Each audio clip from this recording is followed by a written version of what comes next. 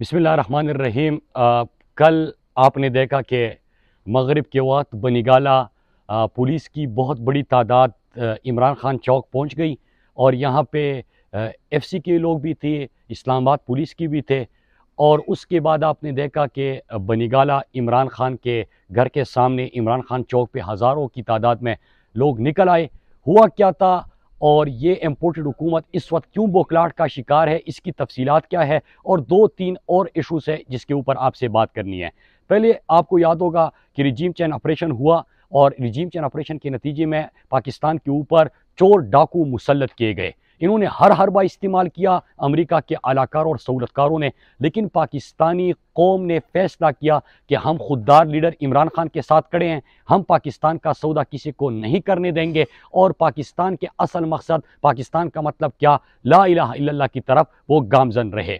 फिर आपने देखा कि जिस तरह हमने जिक्र किया था कि एनआरओ दिया जाएगा और लोग पूछते थे, लोग सवाल करते थे कि कौन सा एनआरओ। हमने फेटअप में जब कानून साजी हो रही थी फेटअप के लिए, जो इनकी वजह से पाकिस्तान ग्रे लिस्ट में चला गया था और ब्लैक लिस्ट में जाने का खर्चा था, तो उस वक्त भी आपको याद होगा कि इन्होंने तहरीरी तौर पे कौमी असम्बली में जब ये बात हो रही थी कानून साजी के हवाले से, इन्होंने एनआरओ मांगा। उस वक्त भी हमने बात की, इन्होंने कहा कि कौन सा एनआरओ, हालांकि हमने तहरीर एनआरओ दिखाया।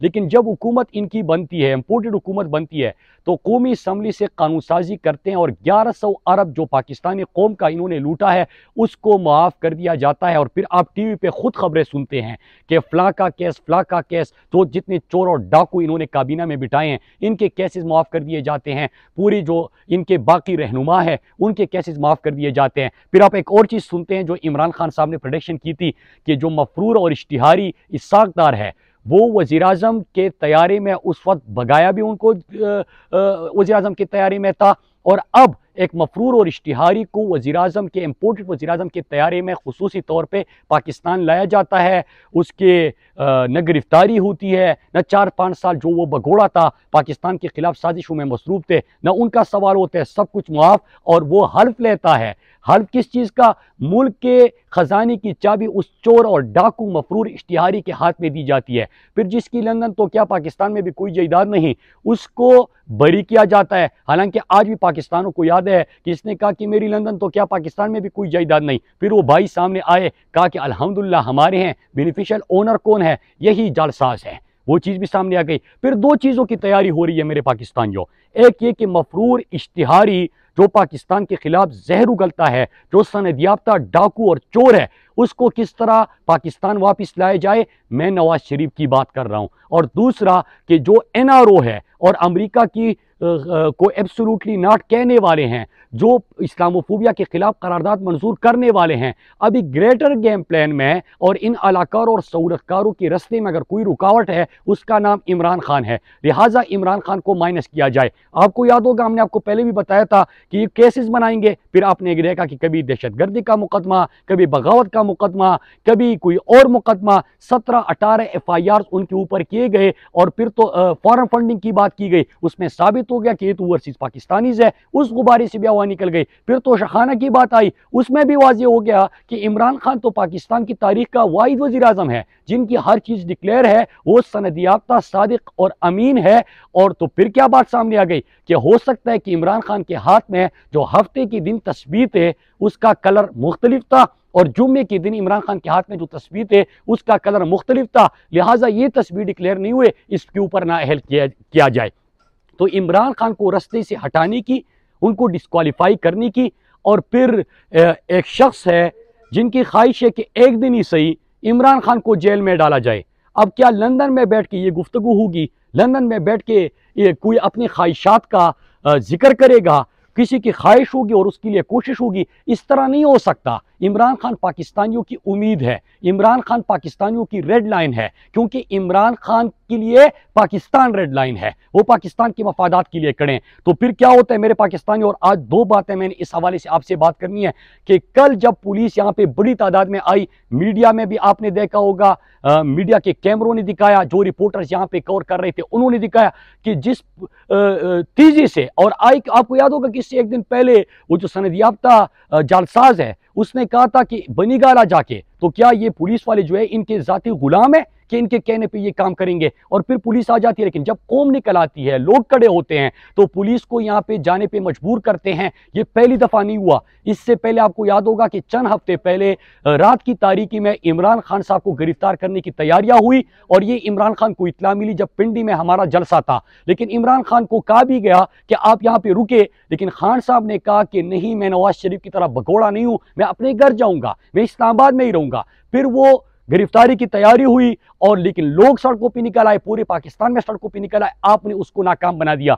मेरे पाकिस्तानियों, जिस तरह आपने अमेरिका की साजिश को भी निकाब किया, आपने पंजाब इलेक्शन में तमाम इनके हर्बी अलाकारों और सहूलतकारों को मिलकर शिकस्त दी, इसी तरह आपने 2 दफा जब इन्होंने गिरफ्तारी की कोशिश की आप खड़े हो गए। लिहाजा मेरी आपसे एक गुजारिश है, अपने कारकुनान से, तहरीक इंसाफ के जो मेंबर्स है, पाकिस्तानी जो है, जो इस वक्त नए पाकिस्तान के लिए, असल हकीकी आज़ादी के लिए, हकीकी आज़ादी के लिए और ला इलाहा इल्लल्लाह के नाम पे जो बना मुल्क में मुमलिकत खुदादार पाकिस्तान है, जो कि किसी की गुलामी नहीं कर सकता, उनको मैं बताना चाहता हूँ कि अगर ऐसी सूरत हाल होती है और आपको इंस्ट्रक्शंस कहीं पे नहीं मिलती या आपको खबर नहीं मिलती, लेकिन आप खुद मालूम कर जाए कि इस किस्म की हरकत हो रही है, आपने इसी तरह सड़कों पे निकलना है, क्योंकि अवाम की ताकत से बढ़कर कोई चीज़ नहीं होती। आपने 2 दफ़ा नाकाम बना दिया। आगे भी मैं फिर से आपको बता दूं कि किसी की ख्वाहिश है कि 1-2 दिन ही सही इमरान खान को जेल में डाले ताकि तहरीक खुद ब खुद रुक जाए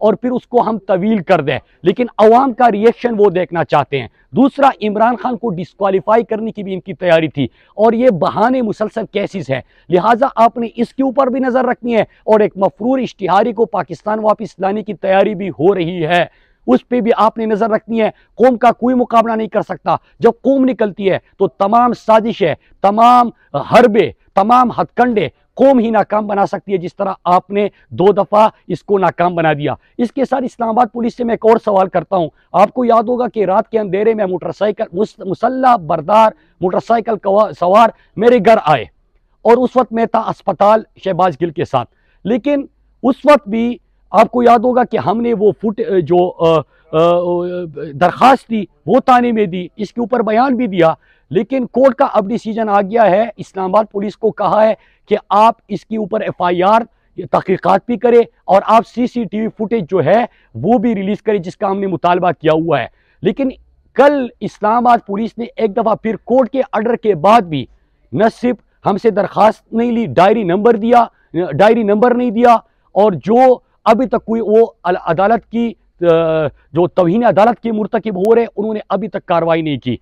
भाग रहे हैं, पता नहीं क्यों भाग रहे हैं, किसके कहने पे लोगों को भेजा था, लेकिन हम इसका पीछा करेंगे और इंशाल्लाह पीर की दिन। मैं वीडियो में ये बात इसलिए बता रहा हूं कि कोर्ट में पुलिस, इस्लामाबाद पुलिस ने अजीब बयान दिया है। हालांकि रोजाना ट्विटर पे बड़े एक्टिव होते हैं और सियासी बयानबाजी करते हैं, जो कि इनका काम नहीं है। ये किसी की जाती मुलाजिम नहीं है, ये पाकिस्तान का इदारा है। ये लोगों के लिए एक सर्विस का किरदार अदा करे, लोगों के अमन व अमान को यकीनी बनाए, जान व माल का तहफ़्फ़ुज़ करे।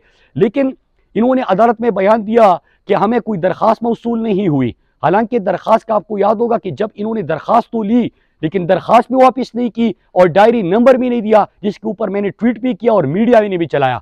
लेकिन जो हर चीज़ के ऊपर ट्वीट करती है, न उनकी तरफ से ट्वीट आया, बल्कि अदालत में ये भी गलत बयानी की। अब अदालत का उनको हुक्म है, लेकिन उस हुक्म के बावजूद वो कार्रवाई नहीं कर रहे और इसके ऊपर भी हम पीर के दिन इंशाअल्लाह अदालत में जाएंगे। आखिरी बात आपसे करनी है कि इंशाअल्लाह इसी हफ्ते, 1 हफ्ते के अंदर हम अपनी तैयारियां कर रहे हैं और मैं पाकिस्तानी कौम को बताना चाहता हूं कि 1 हफ्ते में जो आप सब तंग है इस महंगाई से, इस चोर और लुटेरे हुक्मरानों से, जो अमरीकी गुलाम है इनसे, ये बेकारियों से आप सब तंग हैं, तो फाइनल कॉल का आप सबको इंतजार है। इंशाल्लाह इस दफ़ा फाइनल कॉल ऐसी होगी, तैयारी ऐसी होगी। और मैं आपको बताना चलूँ कि कप्तान को पूरी प्लानिंग का पता है, खुद कप्तान आपको गाइड करेगा और इंशाल्लाह हमें इन चोरों लुटेरों से निजात मिल जाएगी और पाकिस्तान में हकीकी आज़ादी की तरफ हम बढ़ेंगे। तो आप सब ने तैयारी करनी है इन 3 चीज़ों के ऊपर। एक ये कि डिस्क्वालिफिकेशन का भी ये प्लान कर रहे हैं, मफरूर इश्तिहारी को पाकिस्तान लाने की तैयारी हो रही है और इमरान खान को किसी न किसी तरह जेल में डालने की। जिस तरह आपने 2 दफ़ा नाकाम बनाया, आपने आगे भी इसको नाकाम बनाना है। और दूसरा ये कि जो हकीकी आज़ादी की तहरीक है, इसका फाइनल राउंड शुरू हो चुका है, इसकी भरपूर तैयारियां हो रही है, बेहतरीन प्लानिंग हो रही है और इंशाअल्लाह इस दफ़ा हम सरप्राइज देंगे। इनको हैरान करेंगे, इन चोरों लुटेरों को, डाकुओं को, जो खुद को एनआरओ दे के अवाम के ऊपर महंगाई का बोझ डाल के हमारे लोगों का जीना महाल कर रहे हैं, इनको इंशाल्लाह हम शिकस्त भी देंगे और पाकिस्तान हकीकी आज़ादी की तरफ बढ़ेगा। आप पूरी और शफाफ इंतखाबात की तरफ बढ़े ताकि पाकिस्तान में जो माशी बहरान है, महंगाई है, इससे निजात मिल सके और पाकिस्तान एक दफ़ा फिर इमरान खान की क़यादत में आगे जा सके। आप सबका बहुत शुक्रिया।